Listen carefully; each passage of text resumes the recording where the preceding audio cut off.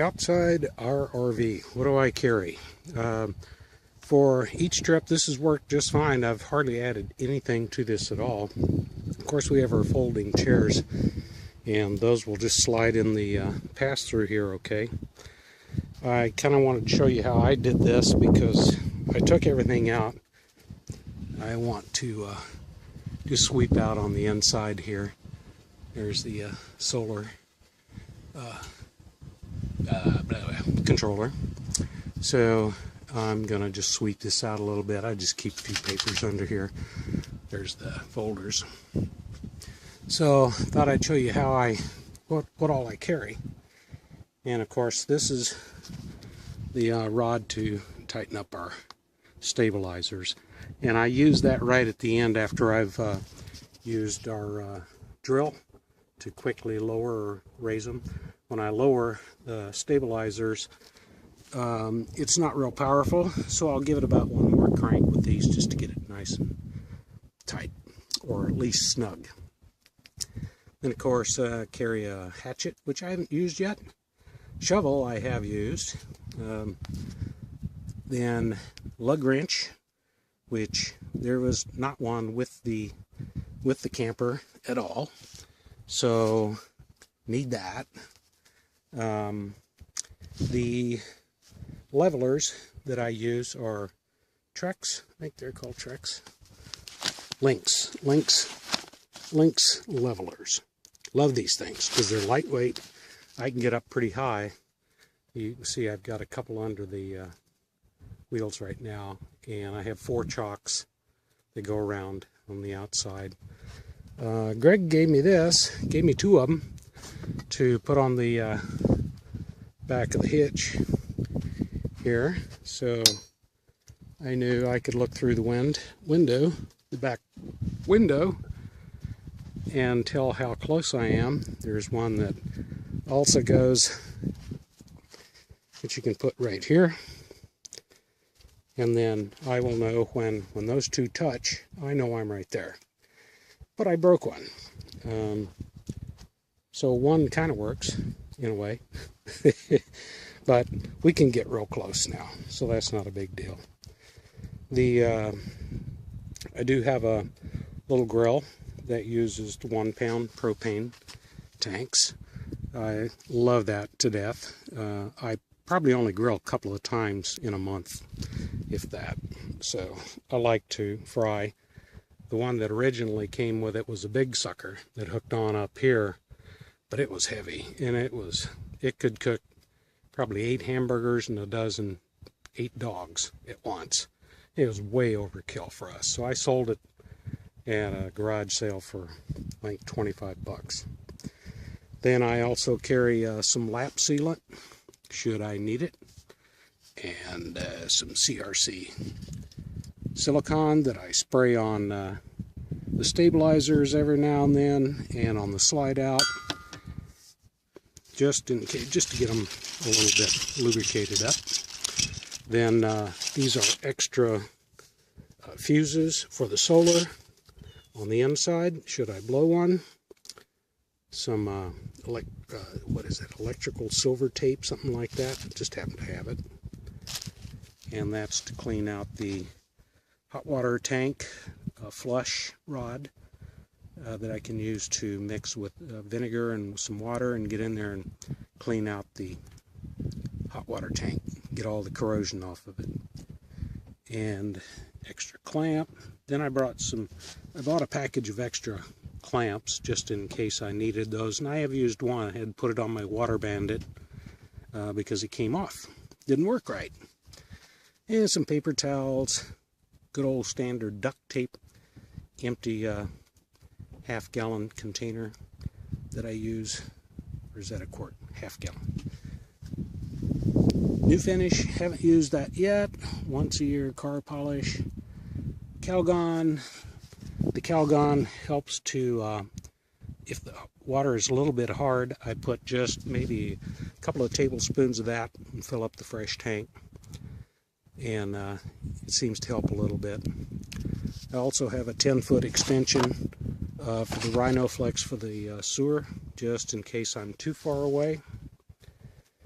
And let's see, I do have a standard good old, just in case, 5-gallon bucket. I'll come back to the trays in a minute here. Then I have our Accordion sewer drain leveler, so that helps to level out a little bit if we don't have the right angle for the sewer hose. Sewer hose I keep in here. Greg gave me this bag. He was at Camping World. He had this nice big bag. Boy, it's great. I don't have to mess with it because you can see the white bag's getting a little messy. I got to change that out. Then I have a 15-foot hose.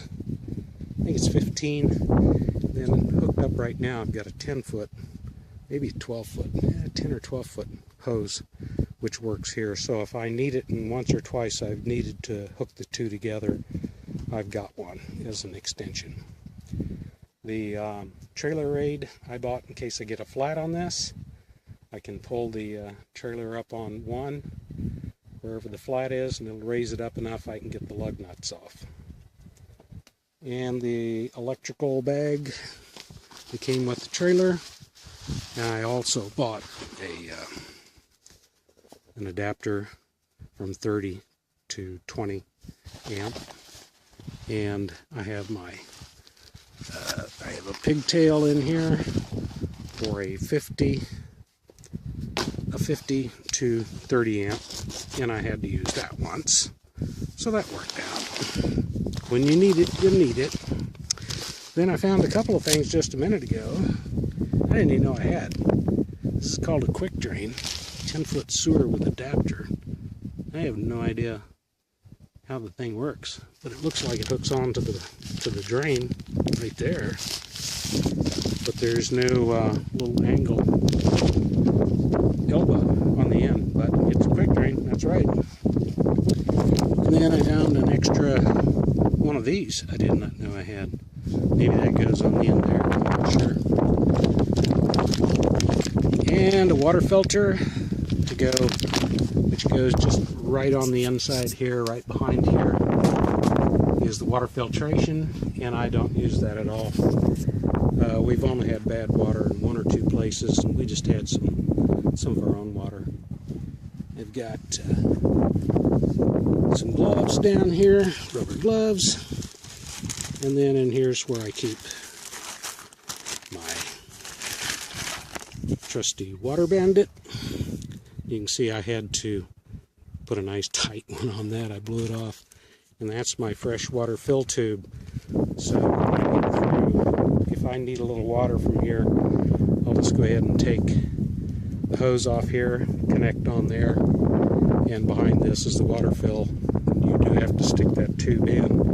The end of the hose won't fit in this little hole.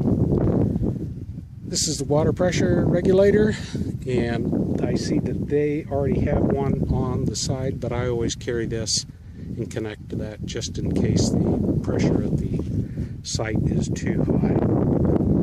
And then this is the manual wrench, blank, to raise and lower this should the motor go out our front hitch.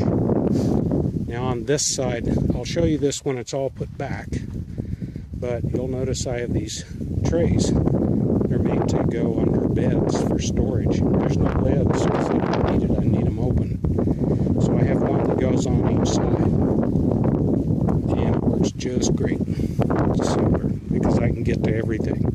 So I'll clean this out, and then I'll put everything back in, show you what it looks like. Got her all cleaned up, everything back in, and everything fits just fine. The electrical bag, the water, the things I used most right here in the front, easy to take out. We'll put the chocks right in this side as well when we're ready to go, and then the locks on the front of the trailer hitch. Really not much. People can break them off, but they're going to have to work at it, and that's going to set up a ruckus. Forgot to mention the trailer hitch. I left it on this time. Normally I'll take that off and I can just set it right there.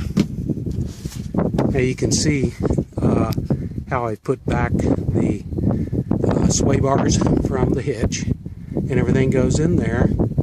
If I need to get something out of the crate over here, I can either simply reach over and get it, which is not a problem, or if it's really tough, I can just take, move the bag out of the way, just take the propane grill out, and just pull it forward and get whatever I want.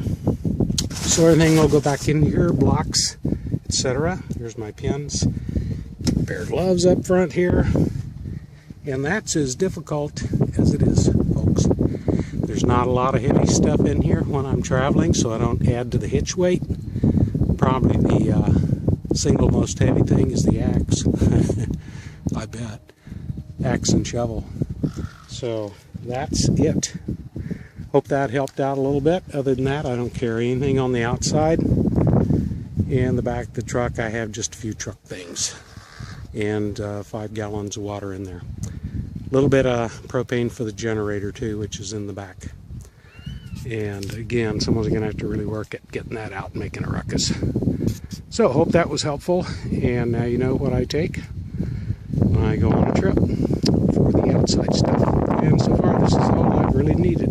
I might get a bottle jack though. That is one thing. After having a flat tire on that beast, I needed a bottle jack. So I may get a 2-ton bottle jack to carry around. Thanks for watching.